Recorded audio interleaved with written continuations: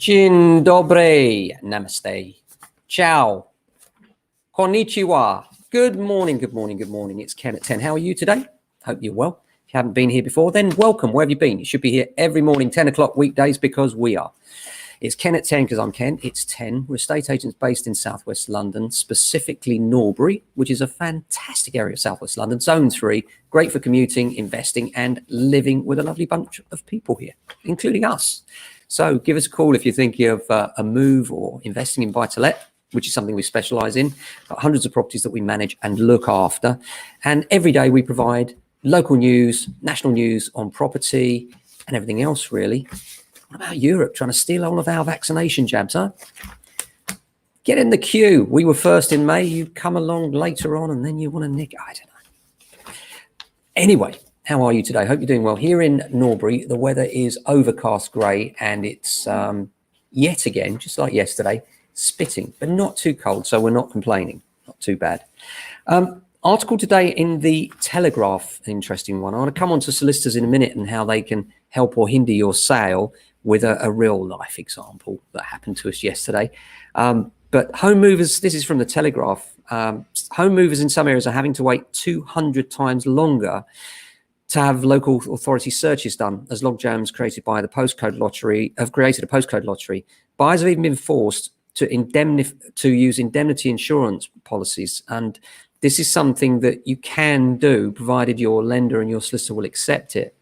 And this involves insuring against the M6 being built in your back garden effectively.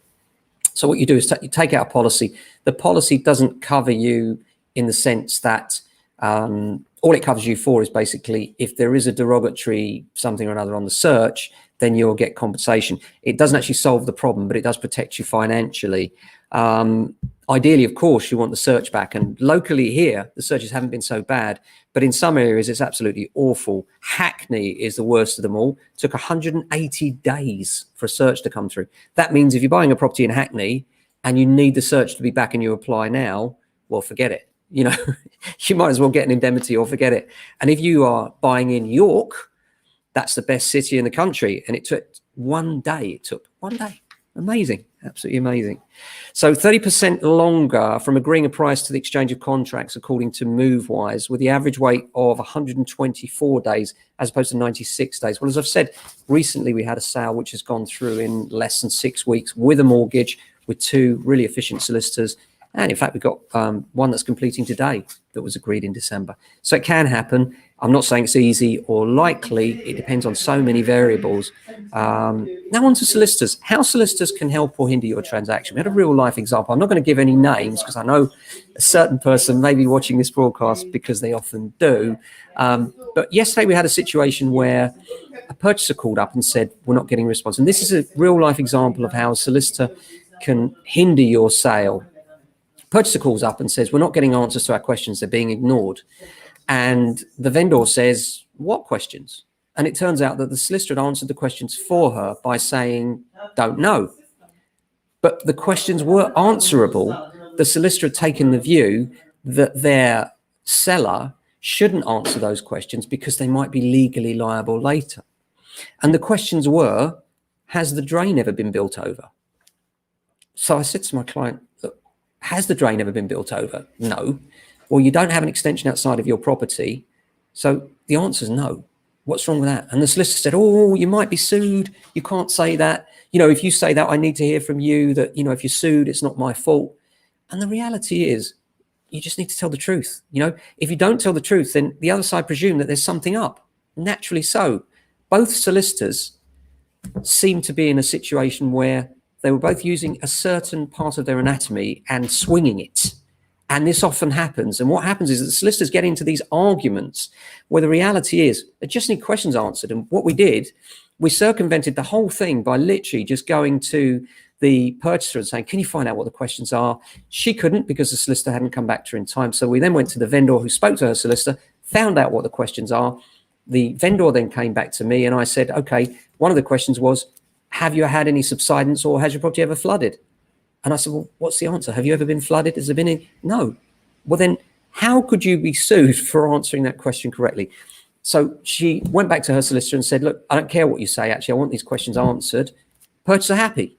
You know, sometimes solicitors just get in the way of these things unnecessarily by telling you what might happen because there's a 0.001 chance of being sued.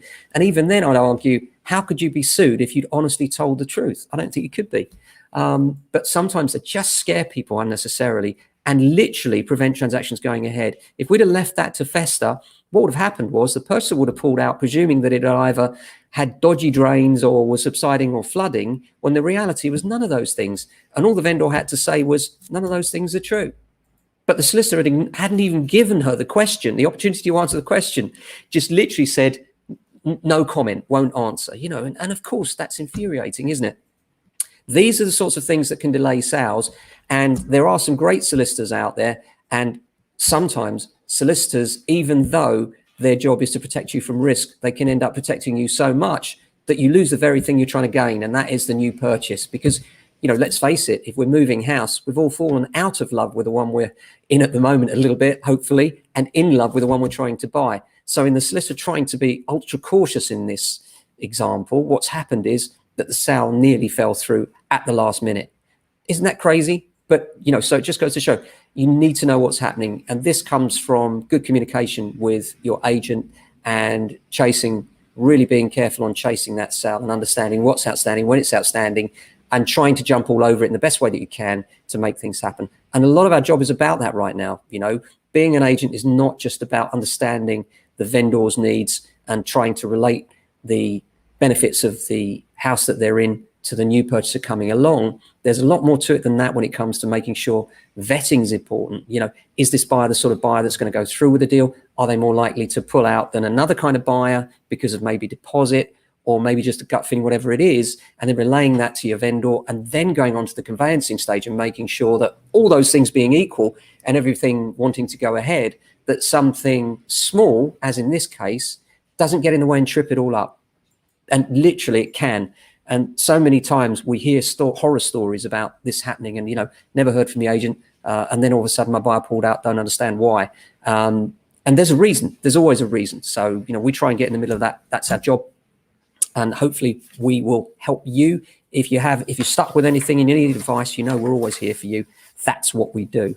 Apart from that, we have a busy day today. Lots of inspections going on. Virtual mostly, a couple of valuations and lots of sales chasing to make sure that all those deals are tied up. And hopefully we can get them through before March 31st. It's not a given and we're taking nothing for granted. But at least if we cover all the bases, work really hard and make sure everybody knows everything's possible to know and push as hard as we can, then we've got the most likelihood of getting our clients the result that they need and want. And if we don't get there, then it's plan B. We'll do everything we can to make sure we renegotiate those deals to make sure they do go through. And maybe that's extending the completion dates. Maybe it's a compromise of one thing or another. But the bottom line is you need an estate agent right now that's going to fight for you. And if you're in Norbury and you're looking around or selling in SW16 or surrounding, that's us. Get in touch. We can still help you. So I hope you're doing well today. Hope you have a fantastic day. That's it from Ken at 10. We will see you same time, same place tomorrow. Stay safe.